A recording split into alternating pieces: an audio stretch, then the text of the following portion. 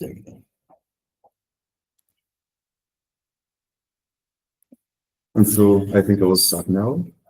Yeah, so everyone, welcome to this technical talk.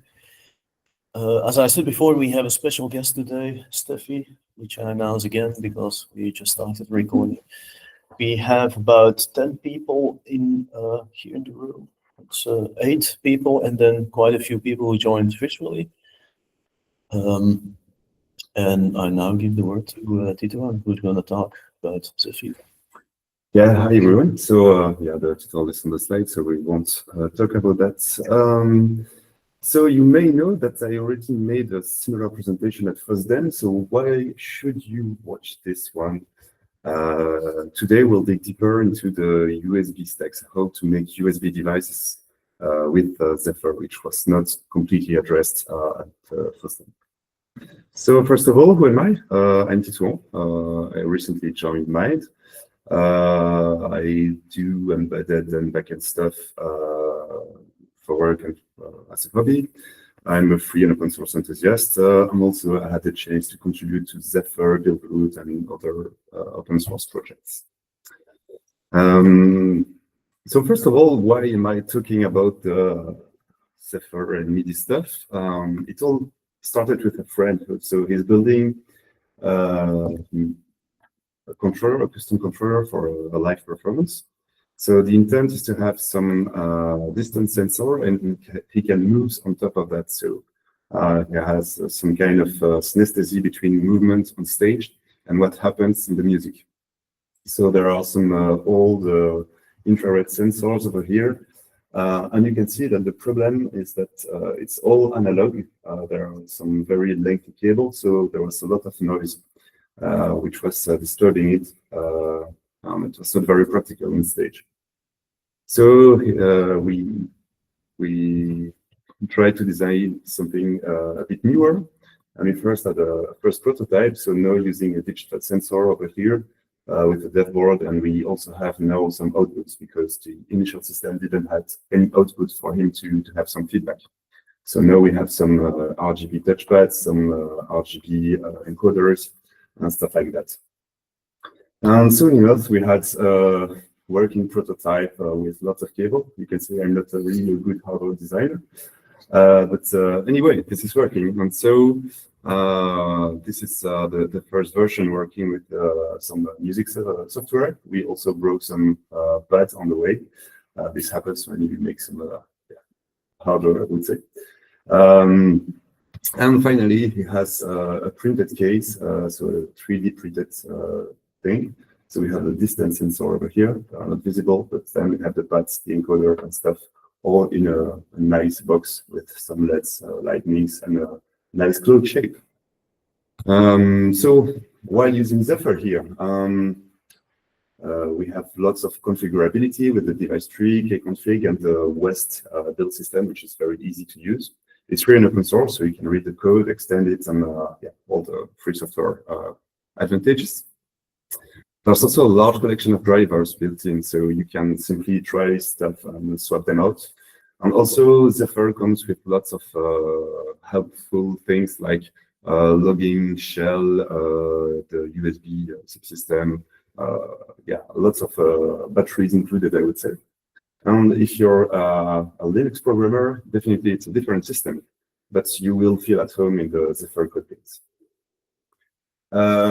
Problem, there was no USB-MIDI support in Zephyr, so okay, let's build it together. First of all, let's first look at the MIDI protocol itself. So MIDI was born in the 80s. It's a very old thing, like you may recognize this DIN5 connector, which is now mostly the icon for MIDI pretty much everywhere. But back in the days, this was a common connector. Anyway, it's under the hood a very simple UART, so simply a serial port where you send and receive things. And actually, it's only unidirectional, so you have some inputs.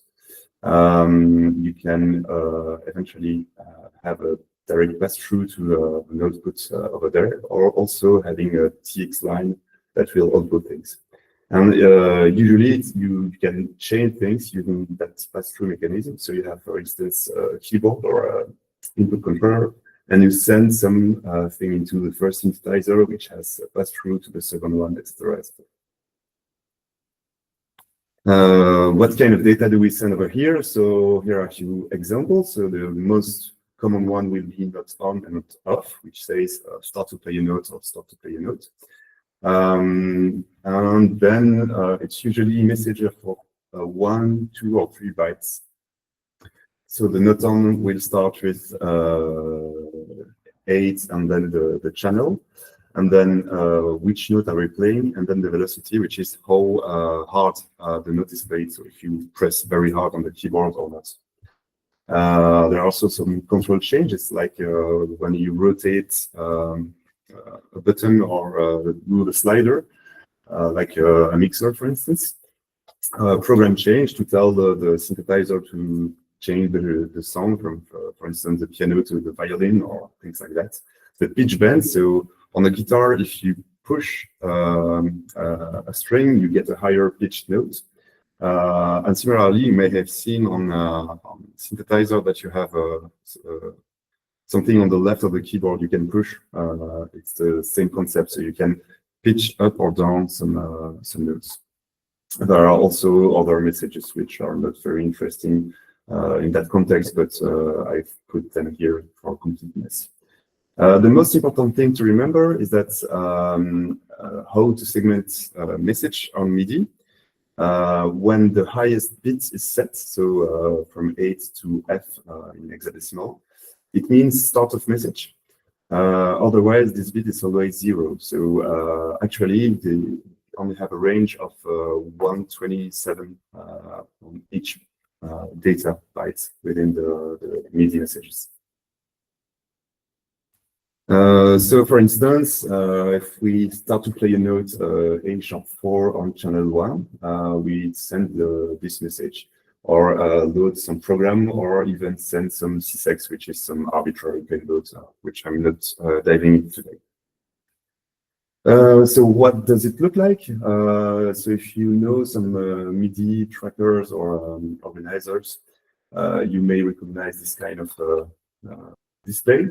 But basically, notes on means you pressing the key of the piano, so the notes start playing, and then there's note off, which means you release the key, and this is how it looks like on the MIDI tracker.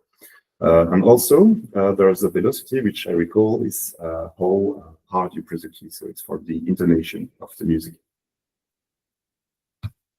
Then we are in the 90s, so there's this new thing called USB.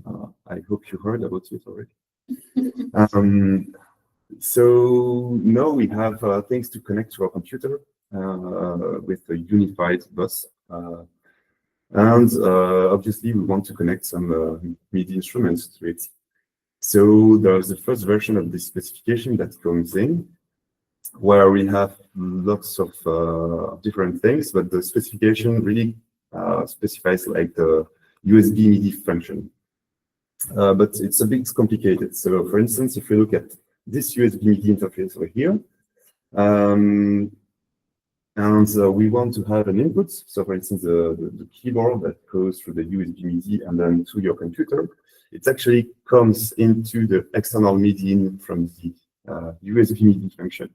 Then goes to an embedded MIDI out, which corresponds to a port that's connected to your host, then to a MIDI in endpoint in the USB function. So it's a bit complicated. So you can see there's an in, an out, and then again an in. So it's a bit complicated, but we will dive into more details on that part later in the talk. And then conversely, if you want to send some data from your computer, going through the USB-MIDI interface and then to some synthesizers, you go to the USB-MIDI out endpoint, then this corresponds to an embedded MIDI in of the USB-MIDI function, which again goes out to an external MIDI out. So embedded jacks or embedded input-output are actually things that are connected to USB endpoints, while the externals one corresponds to what goes to the external world. So for instance, in USB-MIDI 1, you can represent a lot of different topology, the most common one being an input-output MIDI, which you usually find in your home synthesizer or that kind of things. Interestingly enough, you can also have a plain MIDI through, so an external MIDI in that goes to an external MIDI out without even going to the host. That's possible to describe in USB-MIDI 1. And also there's this complex example from the specification. So all those screenshots come from the USB-MIDI 1 specification. However, in practice, I've always seen this one used. I've never seen any of these ones or similar used in the wild. So yeah, disclaimer, at least in consumer grade device. Maybe some studio equipment have things like that, but I have not the budget to purchase them. So in 2020 came the USB-MIDI 2 specification, which is an upgrade of the former one we just saw. So the first major change is that we don't have that external and embedded MIDI out terminology anymore. So we now have group terminal blocks, and this really simplifies the whole design of the topology. So basically, we just have things like that you can parallelize, I would say. So for instance, in this topology, we can say we have the USB function that connects to the computer. We have then one block of two groups, so we can now group MIDI ports together to have more channels available.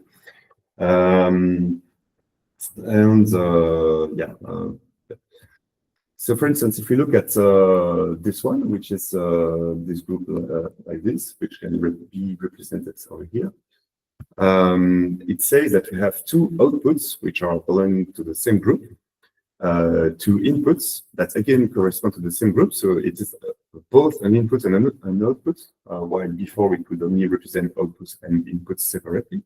But ultimately, this says that there's only one device connected to all of that, while in USB-MIDI 1, you didn't have information that all ports belong to the same device. What are we going to send over there? So in USB-MIDI 2, there's a new unified format, which will be used also in UDP-MIDI 2, which has just been published. Basically, it says that we have now some UMP endpoints. UMP stands for Universal MIDI Packets. Each endpoint can handle up to 16 groups. Each of them have 16 MIDI channels. So one group corresponds to basically one MIDI port, but you can group them together to have wider ports. Now the UMP, the Universal MIDI packets are aligned on the 4 bytes always. And they can carry the new MIDI 2 messages, which we will see in a few moments, but also the old MIDI 1 events. So basically, this tells us that most modern MIDI device can connect on high-speed bidirectional links, where before it was like this serial port only going one chain in one direction. Just before we go further, because I speak of MIDI 2, etc., different things. So just to be clear, MIDI 2 is it's not USB-MIDI 2, which itself is not USB-MIDI 2. So MIDI 2 is a presentation layer. So how are we going to format the data for the instruments? USB-MIDI 2 is on the transport layer. So how do we get some data from one end to the other? And USB 2 is all the data below. So how do we power up some lines, how do we send the correct voltage and stuff like that? So some example, Universal MIDI packets, the famous UMP. So we can carry some MIDI 1 message. So we now have a message type, which says message type equal to means it's a MIDI 1 message. Then we have the group. Then we have actually a plain MIDI 1 message. In MIDI 2, it's quite the same thing. So we can have not on or not off events as well. But now the message type is 4. We also have the group. And what we see as difference is that we now have the velocity, which is on 2 bytes, which means we have a lot more expressivity on the nuance we can put in the notes. But also we have these new things called attribute. And this allows to put different tunings in the notes. So in plain old MIDI 1, you could only represent the notes that are present to the piano keyboard. So it works well for Western music, but in different region of the world, this doesn't fit. So, for instance, in Eastern music, there are some microtonal music that can't be represented in MIDI 1. And in MIDI 2, you can actually specify some detuning on the notes, like and this has more expressivity. And then there's also some auxiliary message in UMT, like for instance, negotiating a connection between two endpoints where you can exchange the name of your endpoint.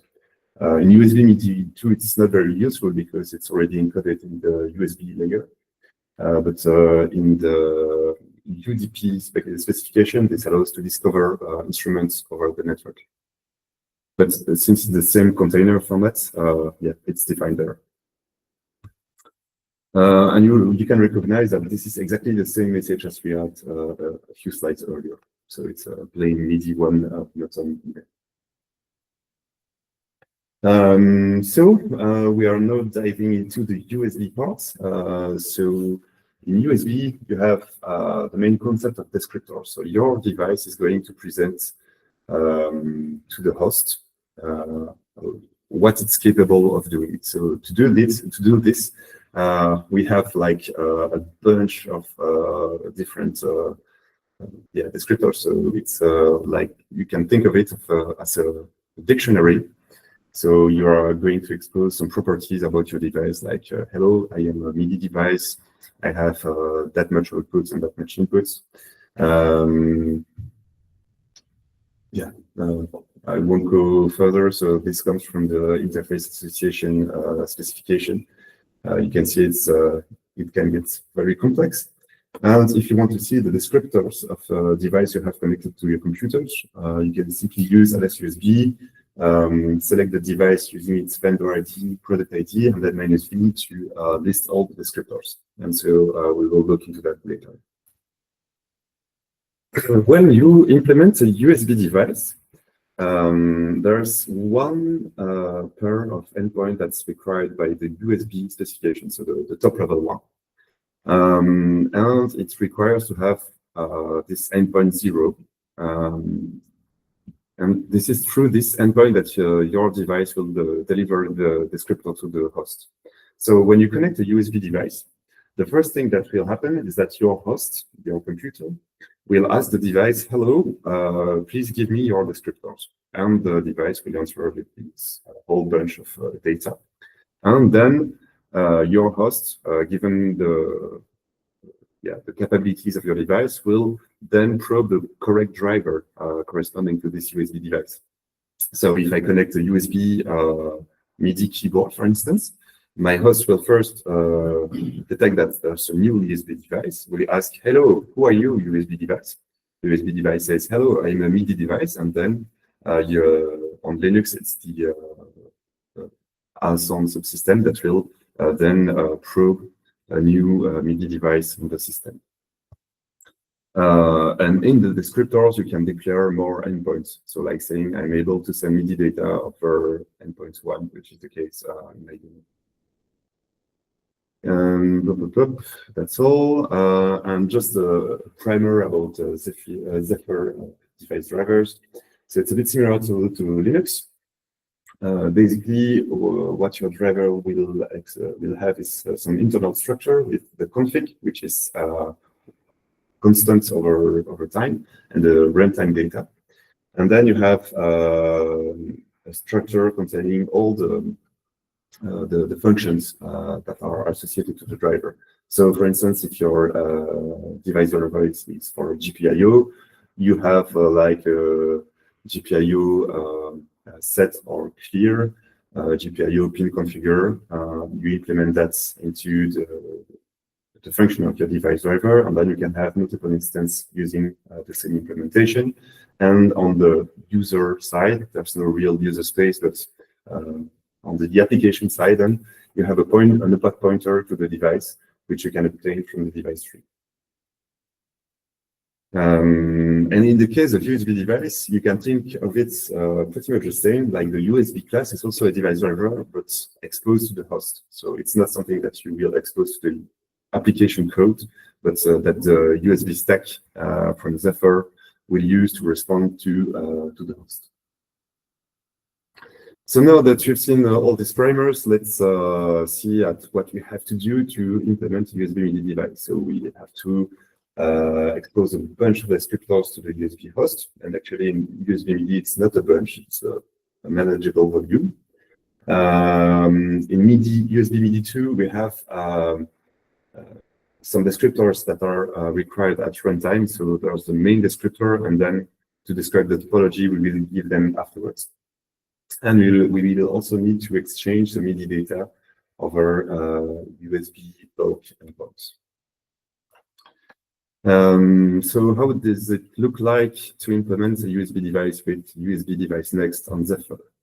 The main point is now we have the USB device context that will do a lot for us, like managing the wiring with the USB device controller, which is the part really responsible for talking on the bus, on the USB bus itself. And to this USB context, we will register some USB class, which is you can think of it as a driver on the Zephyr side to talk over USB to the host. And we will wrap all of this into a Zephyr device, such that the application can have a device pointer to it and use it.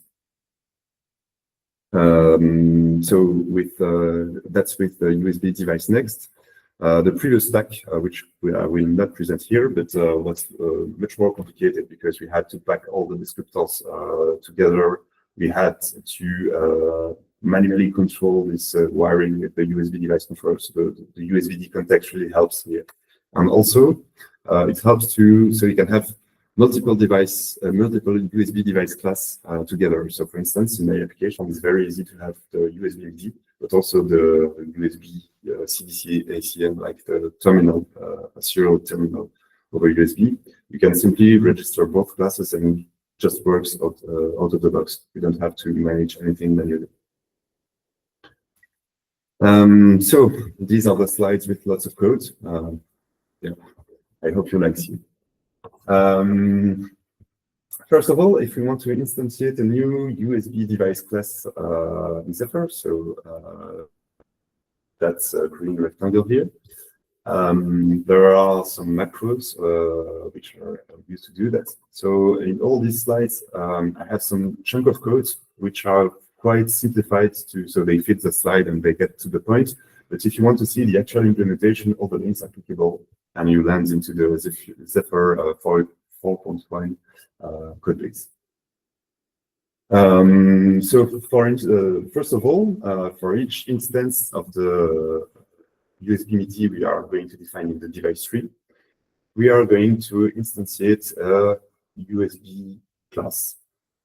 And then there's this two-way binding between the device driver runtime data and the USB class, because it's like a Siamese thing, because you have the USB device driver, and on the other side you have the user device driver.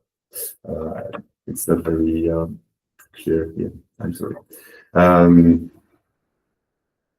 So yeah, basically for each device in the device tree, you instantiate a new device, a new Zephyr device, and you also instantiate a new USB device, and you bind them together. Then we have to describe all the descriptors that are required by the MIDI specification. For instance, MIDI 2.0 in section P22, you have this descriptor which is required. We'll find all of them specification, and you have to write really a lot of them. But for instance, the class-specific audio control header descriptor requires to have these fields. And also we have to pack them because this will be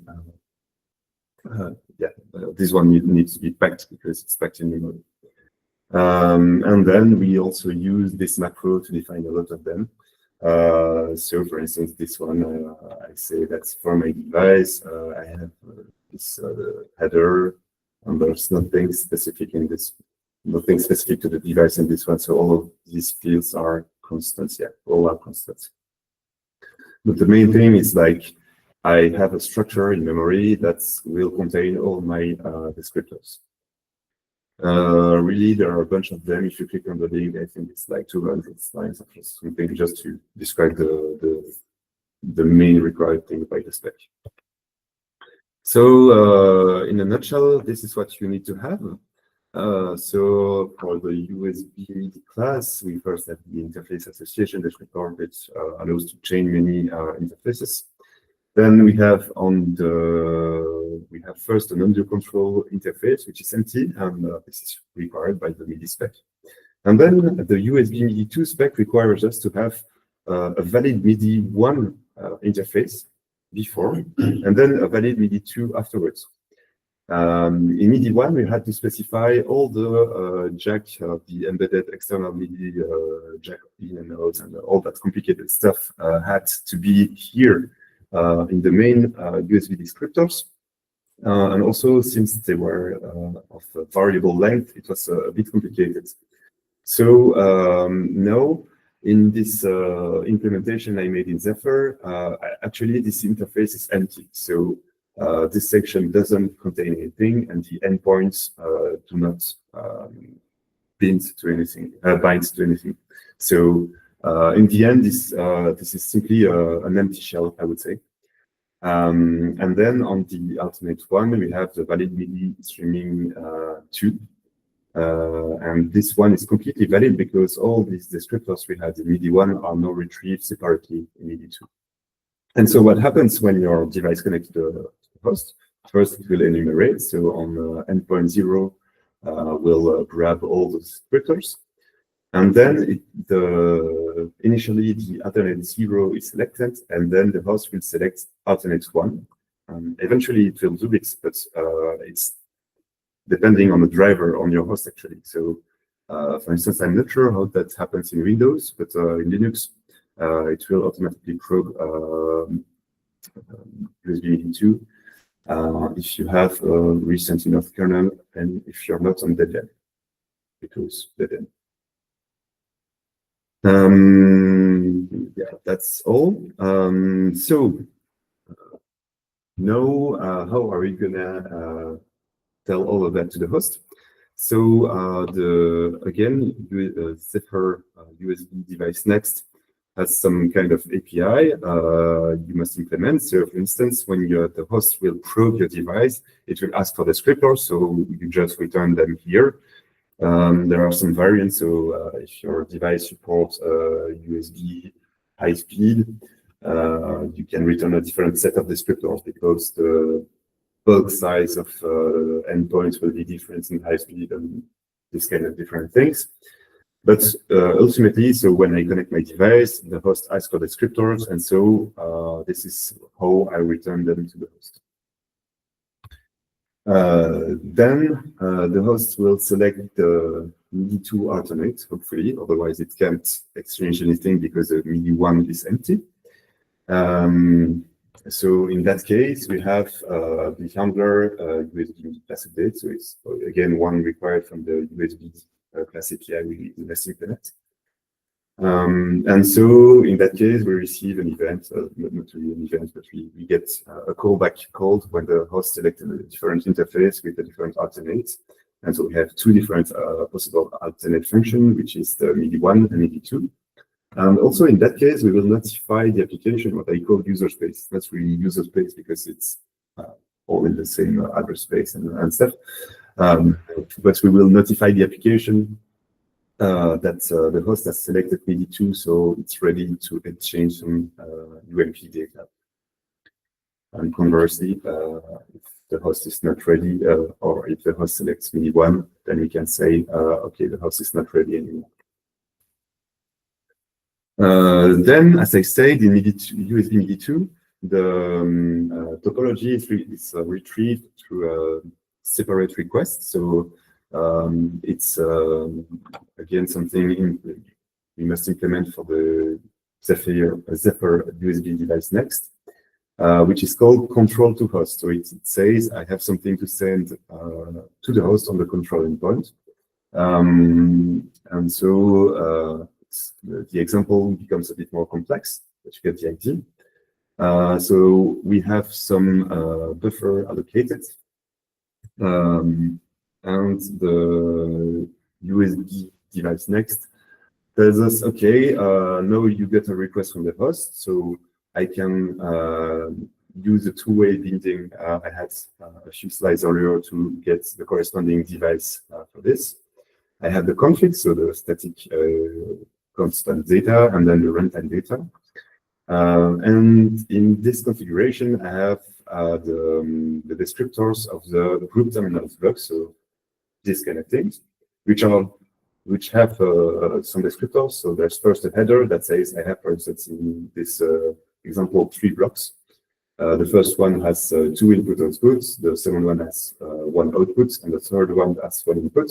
And so I have the header that says I have 3 blocks, and then the 3 blocks descriptors afterwards. And I just put that in the buffer and say, okay, now I return 0, so the no error, and the USB device next stack will simply send back that buffer to the host. So from the operational model perspective, so as you know, there are 16 UMP groups that are represented on your host as different input outputs, different MIDI output outputs. There's the USB-MIDI device in Zephyr, which itself implements the USB-MIDI class, which we've just seen before. And so from the application perspective, when the host sends some data, I will have a callback invoked on my side with the UMP packets as input. And when I want to send some MIDI data from the application, I use the function USB-MIDI send with my MIDI buffer, and that will send some data to the host. So how does sending MIDI data to the host work? So this is the public API of USB-MIDI. So this is what I code from my application code. So there's the device, the Zephyr device we have running all of this, and some MIDI packets in UMP format. There are some helper macros that says, for instance, in that type of UMP, so USB MIDI packets, the message type determines the size. So this macro just grabs the message type and knows the size to extract. And at the moment, this will put all of this in a ring buffer inside the USB-MIDI device. And when that's done, we can invoke a chunk of work to be executed. So this executes in the system work queue. And when that work is invoked, we will allocate some buffer to send data to the host. We will empty the ring buffer internal to the USB-MIDI device, and then enqueue all of this to the MIDI endpoint. And an advantage of doing asynchronous work like this is that from the user space or from the application code, I can enqueue a bunch of different MIDI events. The first one will be invoked directly, so the first event will be sent directly. But if I send like 3 events just afterwards, but the first one has not been completed, they will just be queued and will be sent as a whole afterwards. So it's more efficient on memory transfers. Similarly, to receive some data from the host, first of all, there's a callback. So when the host has enabled our MIDI device, we can pretty much in the same way invoke some work in the system work queue, which will be used to receive some data. And this work does like simply enqueuing a receiving MIDI transfer, USB transfer, excuse me. And that's pretty much all what this work does. And then all of this is asynchronous. So when either the sending of the MIDI packets or the receiving completes, Then we get this callback invoked by the USB subsystem.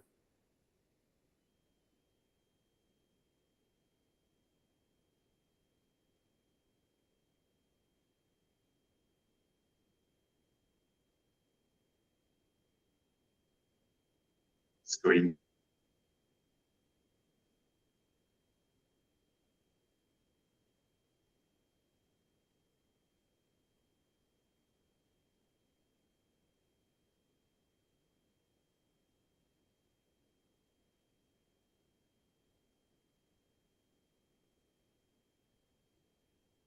This function is actually just splitting the packet and ensuring like the data is correctly formatted, and then invoking the user callback.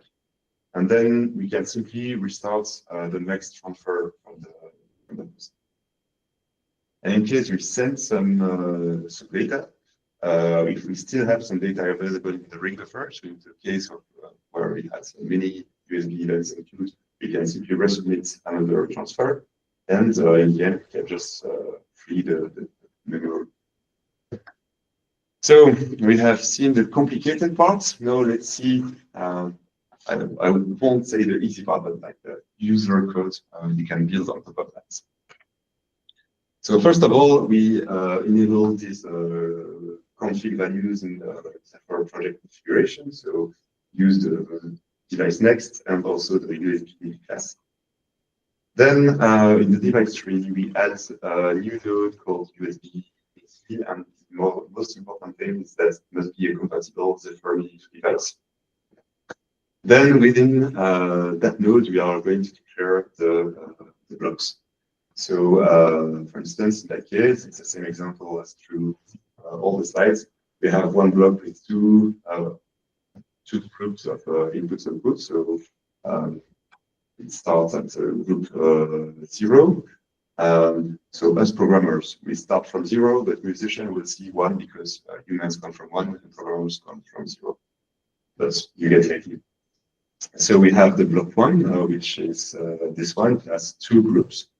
It will communicate in MIDI2 format, and it's by bidirectional. So it's an input and output for, yeah, it's a I skipped the block 2 because it's not very useful to have all of them, but block 3, for instance, so it's it's the group number 3. So for 2 for us programmer, it's only 1 group wide. It's an input only, and for instance, in that case, it will be only MIDI1 data, and for all that matters, only 64 bits long at most. So this corresponds to like a plain old MIDI port from the outside. Then from the application perspective, so we've seen the ready callback and the receive callback from the driver perspective. Now from the user perspective, we are going to say, for instance, if the host has selected my MIDI USB-MIDI2 interface, I will first light on it. So this is very easy for us to go back to for a demo. So if the host enables the USB-MIDI2, I can simply light up on it. So I have some operation, the ready callback, which is just here, and the receive callback, which we'll see in a few moments. And in the main function, we simply register these operations to the USB device. So also to enable the USB stack, so to have a context in which we are going to register all of classes, we must define the USB context and register all the USB class. So again, you can see the sample is much more complete. I skipped some descriptors here, but you get the idea. From the user perspective, you still need to enable USB manually.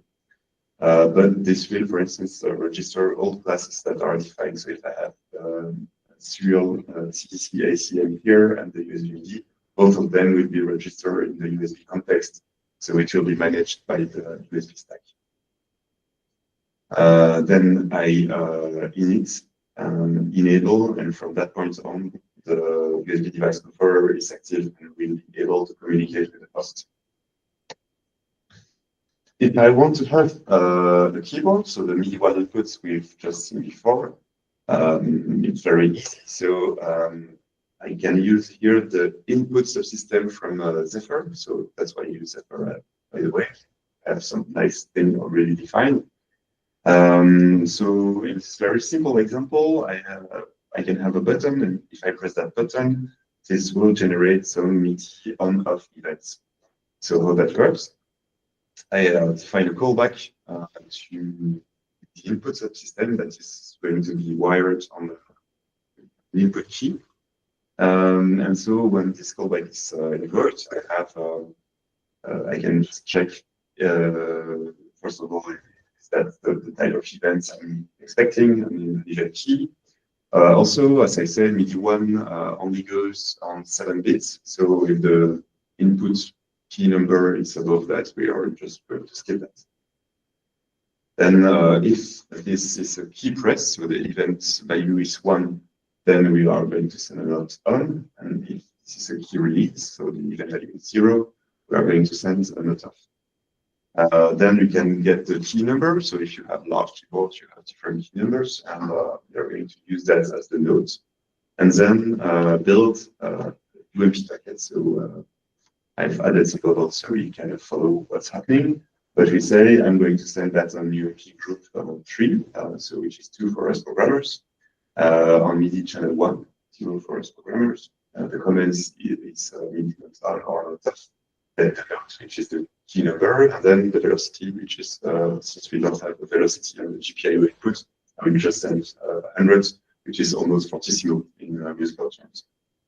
And then we simply use USB-MIDI send, which we've just had seen the implementation a few slides before. So this will queue up the events to be sent afterwards in the USB queue. And if we want to implement some kind of synthesizer, so I'm going to use now this group there. So I have this function that I just registered to the USB-MIDI subsystem. So this function will be called if the host send me some UMP packets. So first of all, I can check if that's a channel voice event, so not on, not off. Otherwise, I'm not going to handle that now. Then we can check which channel is it. As you can recall, there are 2 groups, so 2 times 16 channels, so there can be 32 channels. And then depending on the MIDI command, so which kind of event it was, either it's not on. In that case, I will start to play some tune on the given channel with the first parameter of the MIDI package, which is the note, and using the velocity, so for that, and if it's not off, I simply stop that tune. So that's how you could implement a very simple synthesizer receiving the events from the host. Again, there are some bubbles, so you can follow the slide afterwards. And yeah, let's just assume we have this to play some sound. I can make another talk on how to generate some sound, but that's not the purpose of it. So let's proceed to a full demo. So this is the board I have on the desk here, and for those who don't see it from afar, so we have one USB on the left, which is the debug port, but today I'm just going to power the device. There's the user LED, so it's green if the host has selected USB-MIDI 2. There's the user button here, which I'm going to use as a keyboard. So if I press, I'm going to send some MIDI events. Then there is the famous USB-MIDI. So really the USB we've talked about in the whole presentation. And there's also an audio output. So I've scripted the demo, so it's I can also show something.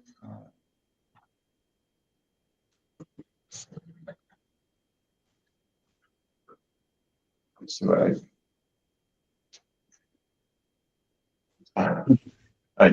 thank you. I will just enable this output. I've scripted my demo, so it's easier for me to explain while it runs. But I will simply. Yeah. So we should have some USB device. You can see that there are a bunch of them, but this one is the interesting one. You can see Nordic Semiconductors because they granted their PID to Zephyr, so Zephyr dev can have some USB device with the developer PID. And then I chose a PID, which is that one. We can inspect the USB descriptors in detail. So as I've told, there's the -V, and then you pass the device identifier, and so you can see all the descriptors I've talked about. So there's the audio MIDI streaming thing. This one is the 2.0. I skipped the 1.0, so it's easier to read. There's one out endpoint, there's one in endpoint, and there's the class specific descriptors over here. I won't go into details. If you're interested, the spec is very interesting.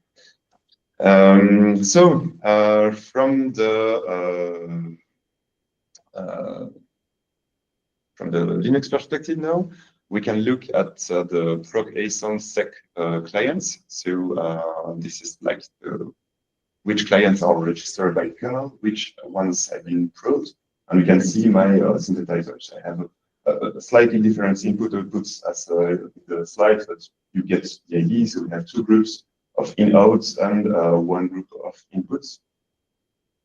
I can look at the raw universal MIDI packets. So if I press the key, you can see, so this is a MIDI event, this is also a MIDI event.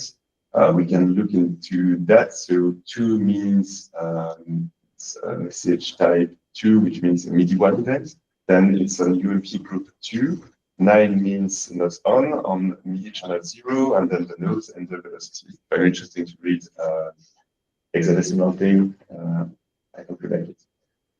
So I can, I forgot to, you can see also some events appearing here. So you see the notes as you would get them from a keyboard. I can dump them in the old ALSA format. So you see it's the same thing, 90 for B64, 90 for B64. It's just that it's like the raw format you get from the USB transfers, or decoded as MIDI events directly by the sequencer. So I have a speaker with me. We'll power it up now. You see the notes I have here. So if I click on the keyboard, it sends some notes to my small synthesizer.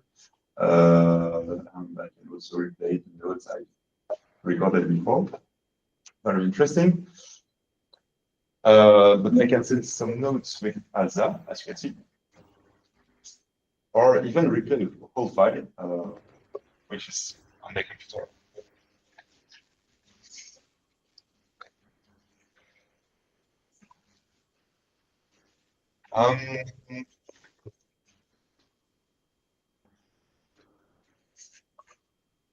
So that was my presentation.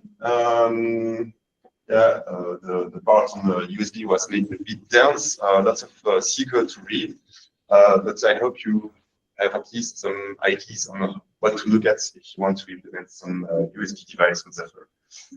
And I will stop that because I'm going to. Thank you very much. And do you have any questions or things you want to comment? Anyone? I do have one question for you, Titouan. The APIs that you showed were all very oriented towards event processing. I know that MIDI in the past also, well, I guess still today, supports wavetables. I believe it was mentioned on one of the slides. Do you have any idea how that would be implemented? MIDI in itself does not support wavetables. So if you mean wavetable as a wavetable synthesizer, for instance, so a wavetable synthesizer will generate sound by interpolating from some wavetable which define which kind of the wave it will output. Possibly there are some synthesizer where you can reprogram the wavetable over MIDI. And in that case, we are going to use let's look at it. To go back a lot. But in that case, probably such synthesizer would be using system exclusive message. So you can send a bunch of data, for instance, sending the wave in a PCM format to the synthesizer. And then the synthesizer, once it receives a not on or not off event, will just play out from that wavetable you've just reprogrammed MIDI. But that's really an implementation detail from that particular synthesizer. Yeah. But you can't really send some sounds of MIDI, or that would be a hack. But we could try to hack that. In MIDI 2, there's one thing, you can send some lyrics. So if you want to play karaoke, you can send the lyrics over MIDI 2, for instance. I know people who would like to, who would have a lot of fun doing that. Any other questions? All the questions from the virtual audience?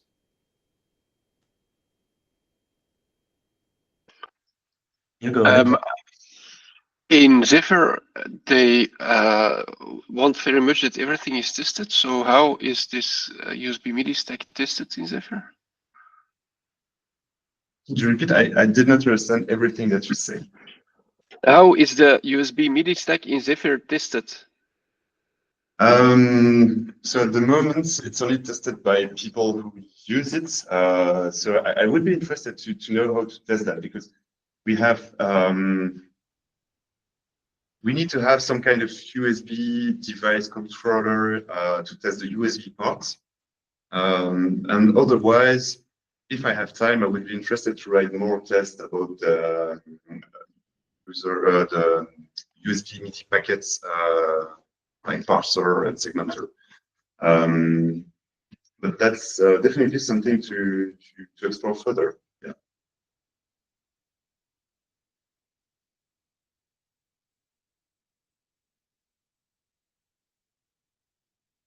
Okay, any further questions? No question? In that case, I would like to thank Titouan for this very interesting presentation. I actually found it very exciting.